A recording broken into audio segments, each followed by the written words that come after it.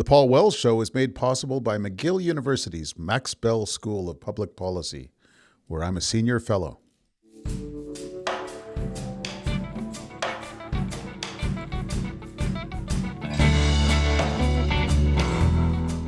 The report card's in on Canada's foreign policy performance, and If you were to ask me right now, identify Canada's foreign policy priorities, tell me what Canada's foreign policy is about, I'd be really hard-pressed to produce it. This week, the editors of a major evaluation of Canada's foreign policy performance sit down to share what they've learned. In a world of trouble, is Canada ready for the challenges it faces? Let's just say there's room for improvement. I'm Paul Wells. Welcome to the Paul Wells Show.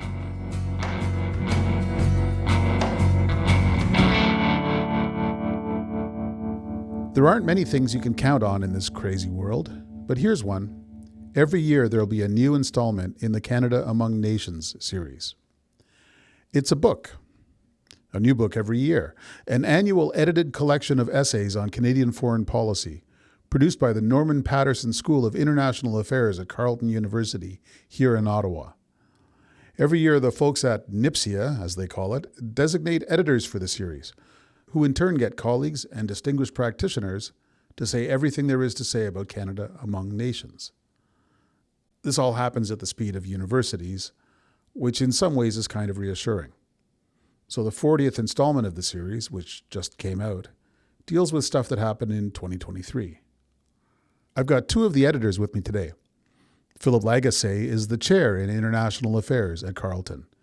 Vincent Rigby is on the faculty at McGill's Max Bell School of Public Policy in Montreal, like me. And in 2020 and 2021, he was Justin Trudeau's National Security and Intelligence Advisor.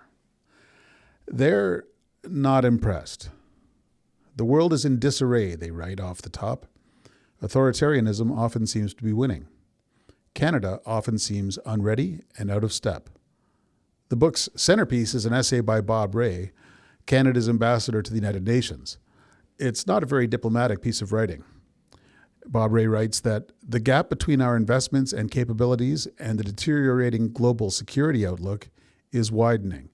He says it's time to close that gap. They sent all of this off to the printers long before Donald Trump started musing about plucking Canada like a ripe peach. But this book sets the stage for that crisis.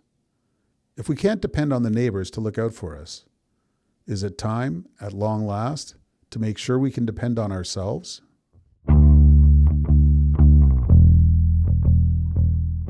Philippe Lagassé, Vincent Rigby, thank you for joining me. Pleasure to be here, Paul. Thanks for having us.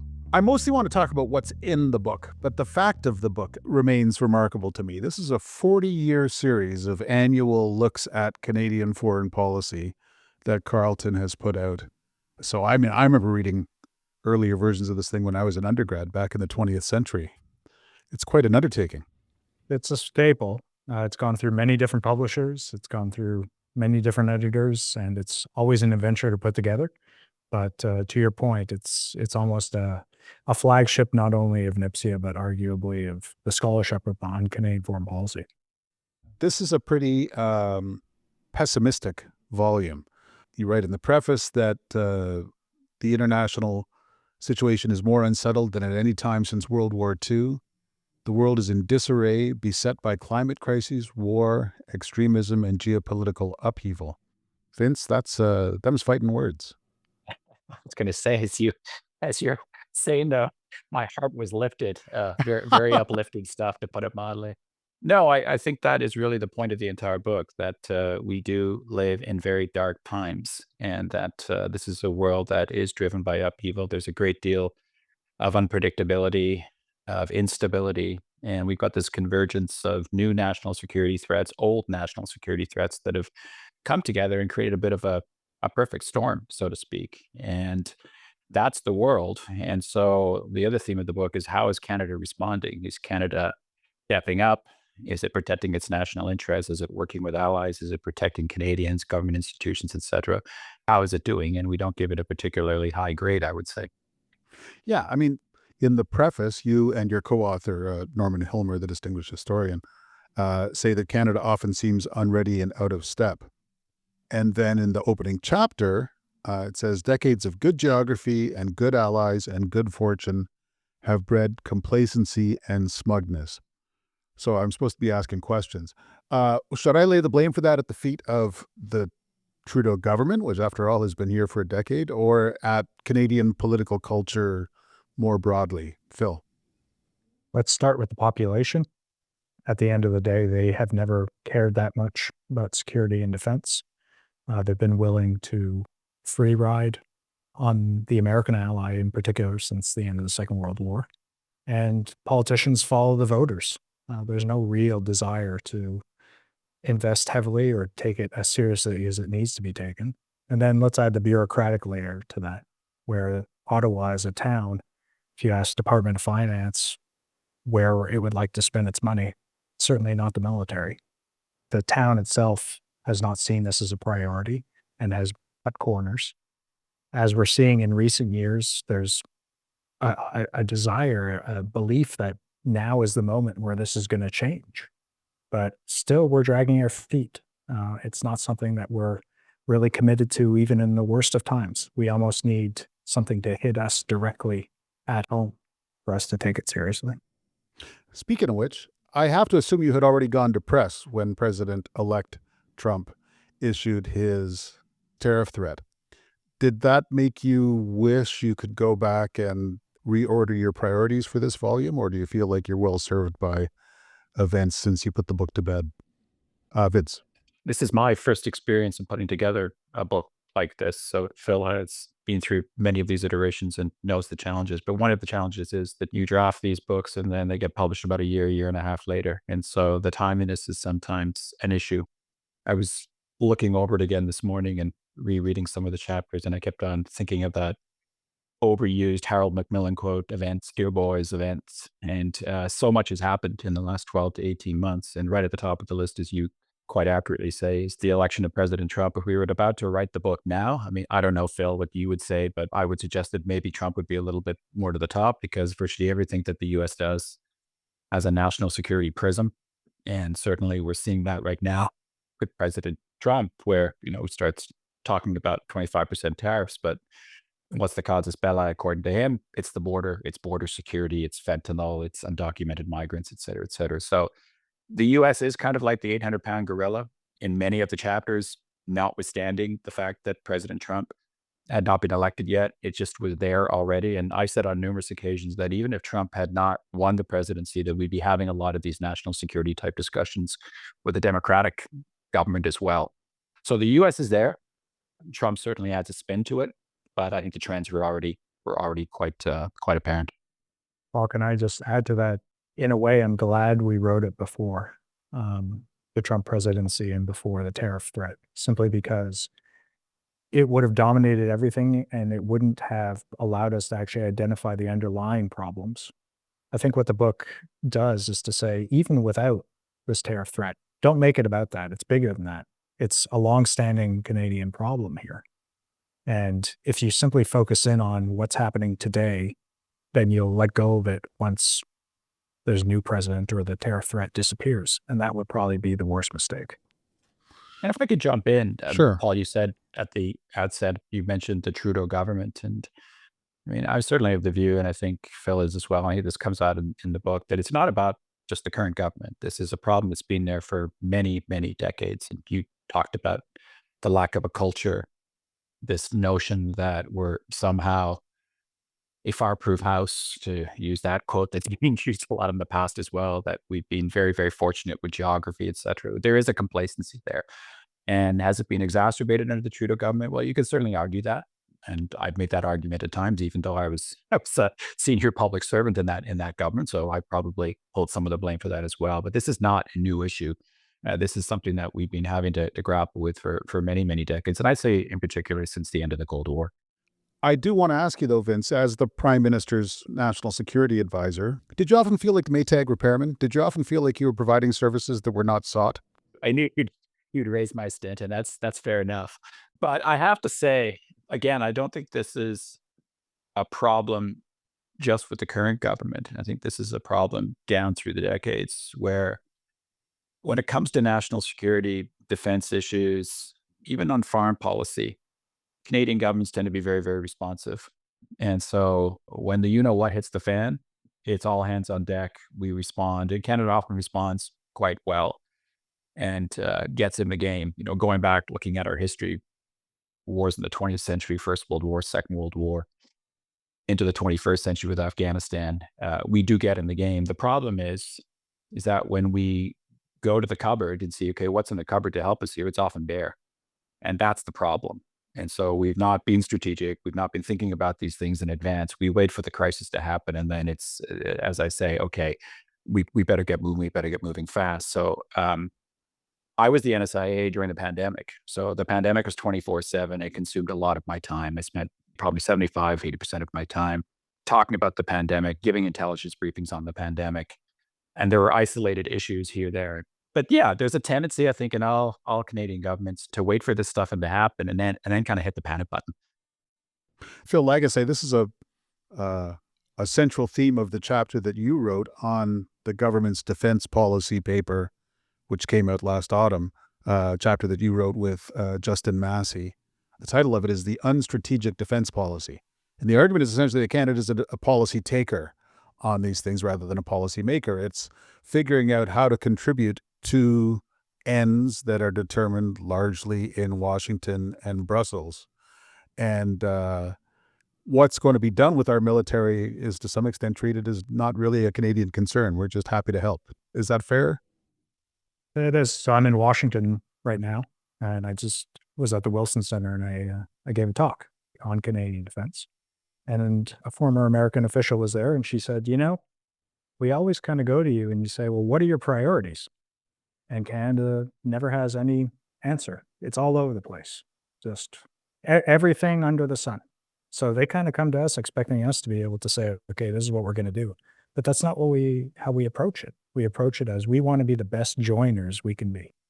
We want to plug into whatever you're doing. Canadian defense policy is being seen to join coalition operations, having the flag there, and we measure our success too often, at least militarily. Did the Americans respect our contribution? Were we seen as valuable? And that's fine when you're closely tied into the U.S. administration and you share your general outlook on the world. But when you start to diverge, then you're facing a bit of a problem, right? And in particular, you might say, well, what are we doing to define the Canadian national interests? What would a Canadian military that is geared towards independent operations be looking like? How might it be structured? And we prefer not to have that conversation. It's far easier and cheaper, I might add, to plug and play. When you talk about wondering what the priority is and not having a ready answer, I was in Finland a year ago. I probably can't dine out on that trip forever. But Finland and Sweden have just joined NATO. And when you ask them what they're going to be up to, they say, well, Norway's got a formidable navy. Sweden has a serious air force, and we have a ground army that you don't want to mess with. So we'll take care of the northern extremity of NATO and not do too much expeditionary work elsewhere. We'll just make sure that the North is never NATO's problem. That's the kind of ready answer that I get the impression you'd like to have somebody in Canada come up with, and so far they haven't really done that. No, we want to be all things to all people. Even though we know we can't do it all, we would prefer to have a skeletal multi-purpose force that can be wherever it needs to be, as opposed to saying, okay, we're going to focus in on that, or we're going to focus in on a particular region. I mean, even now we're talking about being in Latvia, being in the Arctic, doing North American defense, potentially doing humanitarian or disaster. And now some people are talking about 10,000 troops on the border. I mean, how do you do all that with a defense budget that's around 1.5% of GDP? You don't do any of it particularly well. I think that's fundamentally the problem. I used to say, even when I was in the bureaucracy, that we're middle power, if that term is still in use, but with great power aspirations. And we love to talk about how we're a country that's bordered by 3 oceans and that we've got interests all over the world. So we want to be in North America, but we're also a member of NATO. We've got interests in Africa, the Indo-Pacific region. We've got a history in the Middle East. So we want to be ready to play in all of those areas. But at the end of the day, Phil is 100% right. If you're not going to resource it, then you've got a problem, and you can't be all things to all people. So then you do have to start to focus. I thought a good start may have finally come with the latest defense update where there was a focus on the Arctic. And I think that's good for us. It's good for the United States. It's a move in the right direction. But if you read the strategy closely, it's still an expeditionary force. They still want to potentially play with the big boys. And I was there for some of those crises like Iraq and what have you. And when the U.S. wants to go somewhere, we often want to be there. Not always the government, but at least the military would like to be there. Would like to be there right beside the big boys in the big action. And I'm sorry, we can't do that with the resource base that we have now. A lot of these reflections inform an early chapter in the book by Bob Rae, who is, after all, still Canada's ambassador to the United Nations.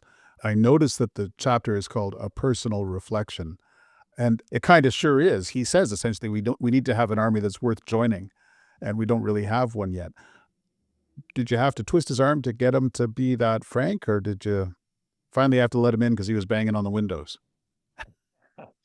Maybe I could answer that one because I'm the one who reached out to him.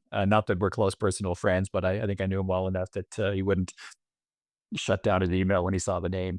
But no, I reached out and explained what the book was about, and he actually didn't take that much convincing. He made a couple of jokes about how he's not going to say anything that's going to get him fired, but at the same time, I think he gives a pretty honest assessment of the state of the world and Canada's position in that world.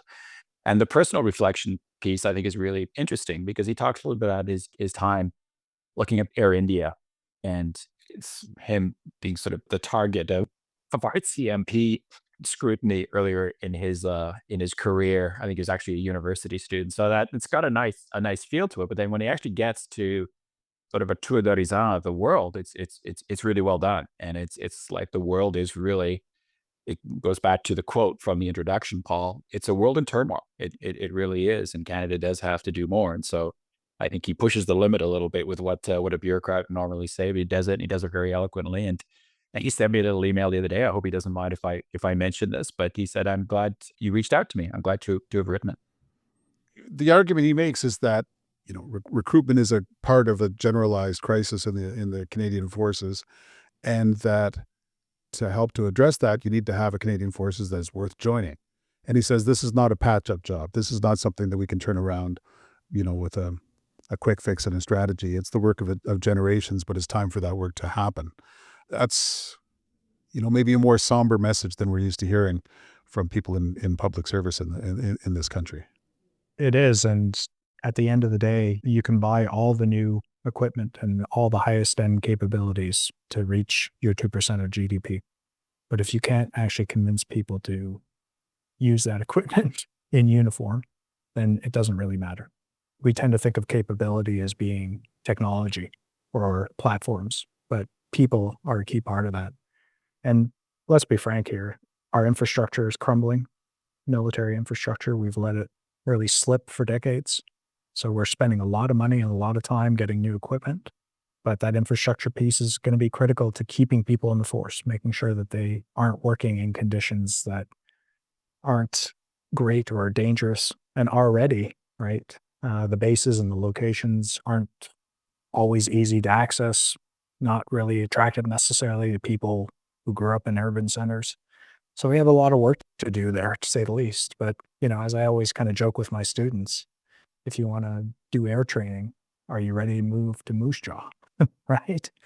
It's no slag against Moose Jaw, but we have to be realistic that we've got a big country with a lot of infrastructure spread all across it. And this is, if it's difficult to see family, if it's difficult to get from one place to another, and if it's difficult for your partner to follow you along, it makes it a really tough proposition. I've always said that all the money in the world is not going to solve the problems of D&D if they don't fix what I call the P&P problem, personnel and procurement, and they're intimately linked. And so we all know the story about D&D trying to get money out the door every year and lapsing funds back to the center, the finance or treasury board. But there's the procurement issue and there's personnel, and you've got to fix both of those. I saw both of those dimensions when I worked in D&D. I spent half my career in that department, and we've been short of military personnel for a long time. We've had a really bad procurement process for a really long time, and we just don't seem to be getting ahead of the curve on this. So again, you could increase this to 2% tomorrow, but I don't think it would do the trick. There's an argument that I've heard more frequently recently than ever before, which is that the way these things are accounted within NATO plays against Canada, that we have AI and cyber and intelligence capabilities that are not counted towards the 2% target. I have to say it doesn't sound like a terribly satisfying claim, but I guess I'll start with you, Phil. Do you put any stock in that? I think it's a bit of an exaggeration. The Prime Minister at the NATO summit last summer said, well, we could just give the Coast Guard some weapons and that would, boost us. Maybe. I don't think it would get you to your 2%, though. You can only do so much fudging and accounting. At the end of the day, people know what you're actually dealing with. If it's just a numbers game or shell game, that's going to be noticed, and it has to be sustained over time. That's the other big thing here. You can make it seem like you're spending more, but you're not going to fool the United States about your actual contribution. For example, if anything, you're going to annoy them even more. I want to say a word about the people who are supporting this podcast. McGill University's Max Bell School of Public Policy is committed to the research, teaching, public outreach, and practical advocacy of sound public policy, grounded in a solid understanding of the overall policy process, with all its imperfections and limitations. With their one-year intensive Master of Public Policy program, they teach a principle-based design of policy solutions to important problems. Learn more at mcgill.ca/maxbellschool.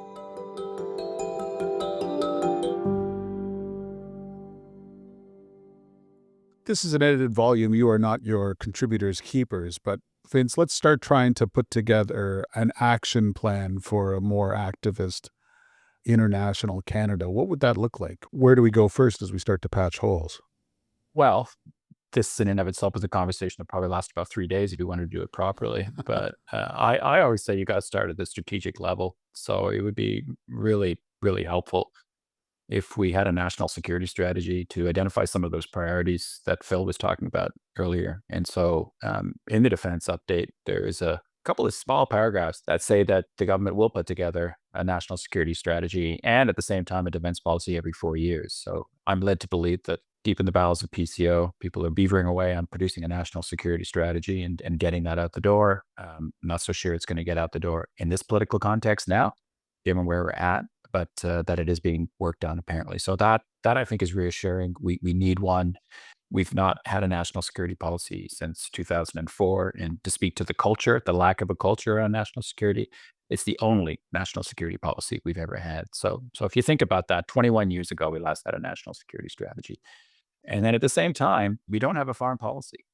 If you were to ask me right now, identify Canada's foreign policy priorities, tell me what Canada's foreign policy is about, I'd be really hard pressed to produce it. I think it's a very transactional foreign policy. To Phil's point before about defense policy, I think our foreign policy flits about a very responsive, very crisis laden. We've got some regional strategy, an Indo-Pacific strategy. We've got an Arctic strategy now on the foreign policy side, but those are regional strategies, and they don't link up to anything at the strategic level. Last time I checked, you had some fairly significant investments in Europe. We're in the Western Hemisphere. What are we going to do in Latin America and Caribbean? You've got interest in Africa. I mean, how does this all tie together? So we need some strategic direction. We need a government to come out and say, so this is what we're going to focus on. And hey, guess what? We do have limited resources. So we are going to make some trade-offs. And so we're not going to do anything in Africa anymore, or not as much as we used to, or we're going to do less in the Middle East. We're going to focus on the Indo-Pacific because that's where the action is, and Europe, where there's lots of action as well, and maybe the Arctic, something like that. But I think starting there would be the way to go. I'd only add that you have to, in a sense, be clear on how much you're going to spend and what's realistic over the long term. I think that's the first challenge I would lay out. So if you're only realistically going to hit 2% for a short period of time and then dip back down, that's not sufficient to be globally deployable across all these regions. If you're going to focus on Europe, then you should probably focus on Europe. But realistically, I don't know if you can do Europe properly and Indo-Pacific and the Arctic altogether. At least not well, right? If the United States has been telling us for some time now, maybe you should do a little bit more on the Arctic side of things. Do we want to do that? Is that what we see ourselves doing? Or in light of what's happening in the US, do we say, no, we need to build our European partnerships a little bit more? And I'll just end on this. A couple of years ago, the Japanese were really pushing us to try and be a more serious Indo-Pacific country. And they were making overtures to us saying, look, we're trying to friendshore, we're trying to get some people involved here. They eventually kind of let it go because we just weren't biting. We don't seem to have the ability to think things through over the long term. Are there any other countries where the national security discourse is as completely dominated by the question of whether they're going to spend 2% of their GDP on defense? Is there, like in, I don't know, Ireland or somewhere, are they high-fiving themselves because they're at 2.01? Or do they have a policy to do something and then they look at the math later? In the UK right now, they're talking about whether it's 2.5 or 3. Germany is trying to figure out how they sustain 2. There's a number of other countries that are having this conversation. But if I'm going to be a little bit more sympathetic, it's a bit easier when you're in Europe, right? Your population is now keenly aware of what's up. There's a war right on their doorstep. They have no illusions about what's happening. We still, unfortunately, even in spite of foreign interference, even in spite of incursions into the Arctic, whatever it is, the Canadian population takes a long time to wake up to what's happening. Vincent mentioned the world wars. We were dragging our feet on armament right until, the late 30s. And even then we had to really be kind of brought into it. We finally did when push came to shove, but it's a great Canadian tradition that, we hum and haw about this stuff up until you really can't anymore. I think every country struggles with defense dollars. God knows, even in the US, you have certain parties and you got to spend more on defense. You got to spend more on defense. I think what is different, in the Canadian dimension or context is that we truly are at the bottom of the barrel within NATO now. We're one of only the handful of countries that have not reached 2%. We don't even talk about the percentage of our defense budget that goes to procurement. It's supposed to be 20%. So it's bad. And so to answer your question, Paul, yeah, other countries talk about the dollars, but we are, I think, having an existential debate with ourselves right now. And plus, we've also got the United States right beside us. Trump's wagging his finger at everybody. The US has been wagging their finger at everybody for a while, but they tend to look at us and go, hey, you're right next to us. Can you do a little bit better? And the last point, I think that just to build on what Phil said, yeah, it is easier for countries in Europe and even in the Indo-Pacific region. Australia's got China they can point to. These countries can say the threat is really imminent. But it goes back to the point that Phil made at the beginning about our population's not particularly interested in this stuff. They're still in a world of 100 years ago where, again, we're far from the crises. And the politicians listen to them. But my problem is that the politicians have got to show leadership. And politicians can drive public opinion. They don't actually have to respond to it all the time. So drive public opinion and start talking about the world as it is.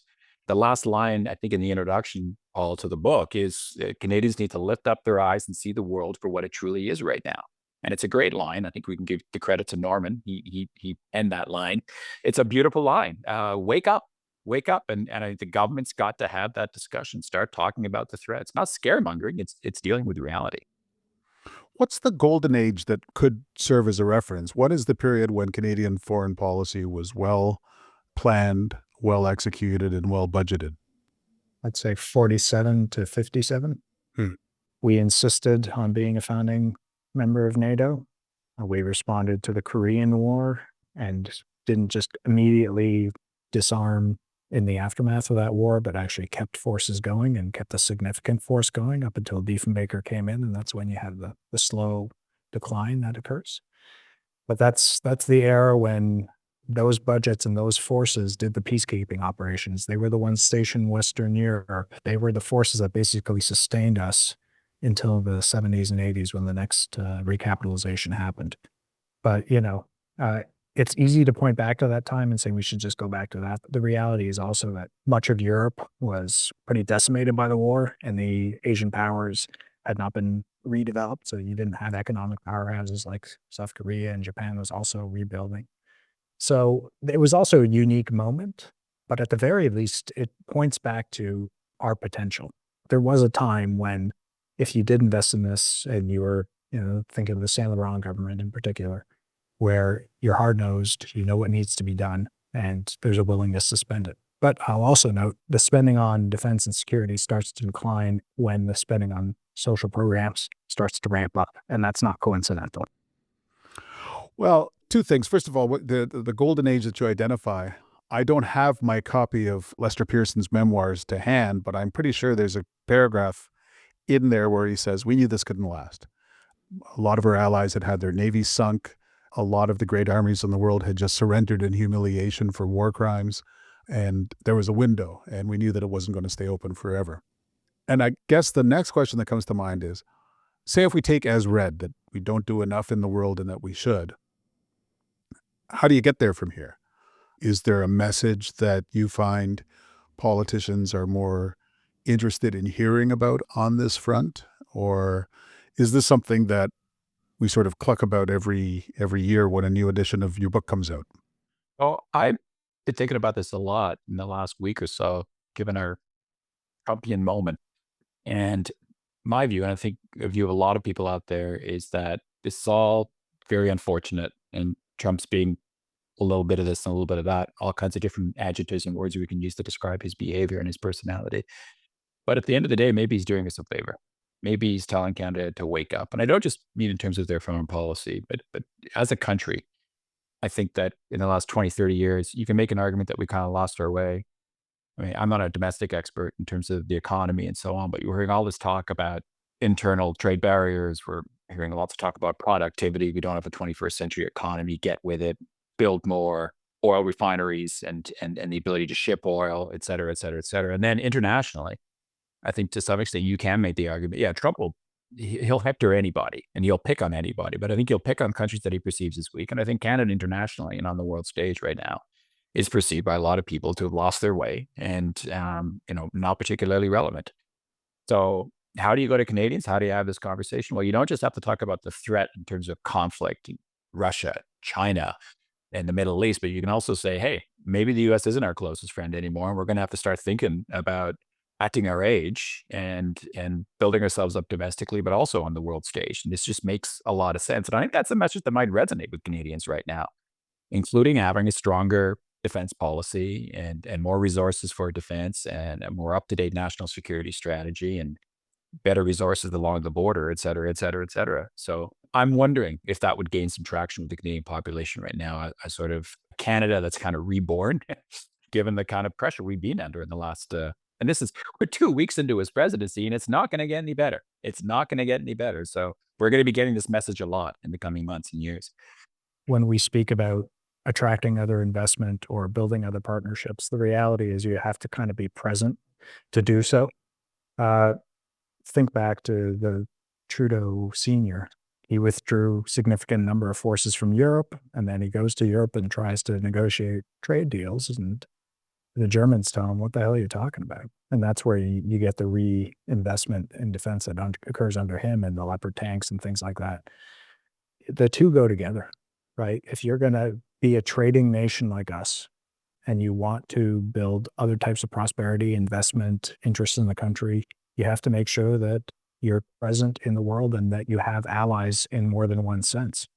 I mean, there's been a lot of talk around how a submarine deal, for instance, is going to be a national partnership with others, not just a piece of military kit.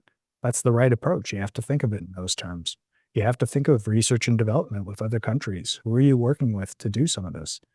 It's been very easy, incredibly easy for us to just say, you know what? The simplest, cheapest solution is just to tie into the US system, and that'll be good enough.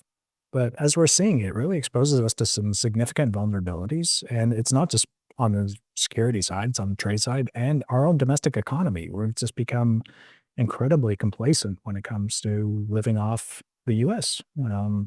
So it's part of a package deal in a way. What does a new Canada look like, and where does it want to be in the world? How do you rethink your country at this stage?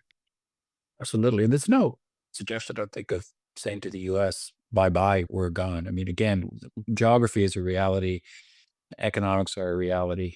I often hear from my economist friends, we tried trade diversification, it's never worked, we're no further ahead. And it's very, very difficult to diversify when it comes to the military. Again, we're so close to the U.S. military.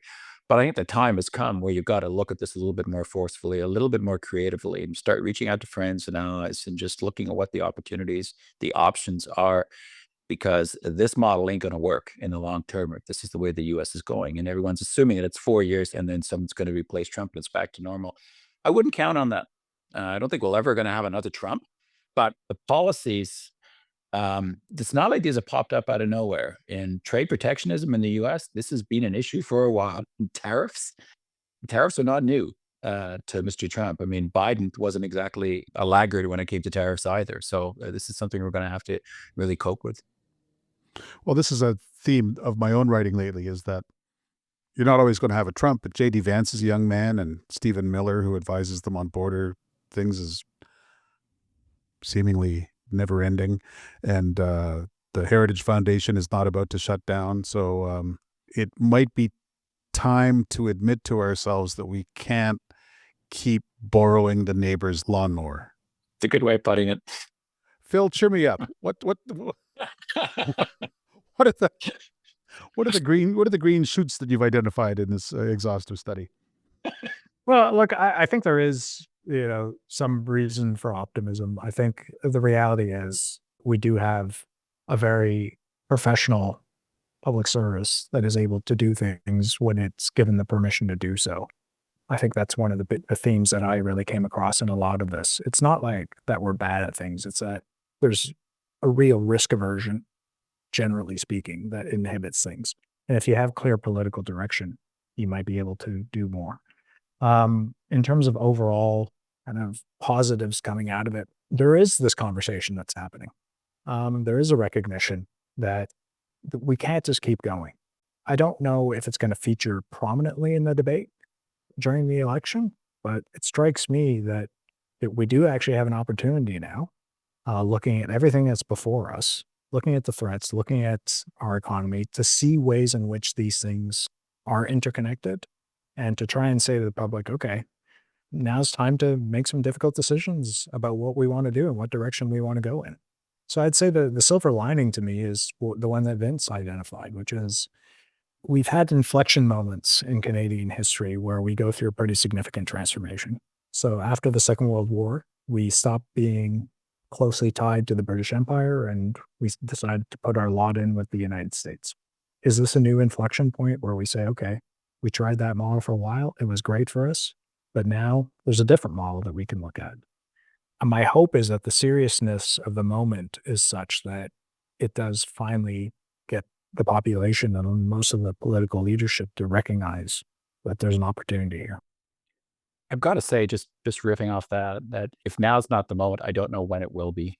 Yeah. Because I think Phil's 100% right. You got the threat and the state of the world. And we do say in the paper, I don't think it's being like this since the end of the Second World War. So that's just a reality. And then second, you are actually having a debate in Canada about defense and national security interests. I can't remember last time one of my neighbors came up and started talking to me about 2%. If you mentioned 2% a year ago, 2 years ago, they go, what are you talking about? Some might even question what's NATO. But I mean, it's not always been the most informed debate over the last couple of years, and it's been frustrating at times, and a lot of misleading issues that have been sort of surfaced that have frustrated me. But foreign interference, the convoy, now this with Trump, 2% defense spending, more and more people talking about the Arctic. The discussion is taking place finally. And as Phil says, lo and behold, we got an election coming up. What a great time. I hope we don't have a Kim Campbell moment where we go, now's not the time to have serious conversation. No, this is the time to have a serious conversation. I think the first litmus test will be whether we actually have a dedicated debate to foreign policy, defense policy, security. Well, gentlemen, you've been a barrel of laughs today. Thanks We're so never much. coming back on the show again, are we? Let's come on over and we can kick it anytime, I'll tell you. Phil Lagassé from Carleton University, Vincent Rigby, now at McGill, a colleague of mine at the Max Bell School. Thanks for your work on this volume, and thanks for sharing your work with us this week. Thanks, Paul. Thank you, Paul. Much appreciated.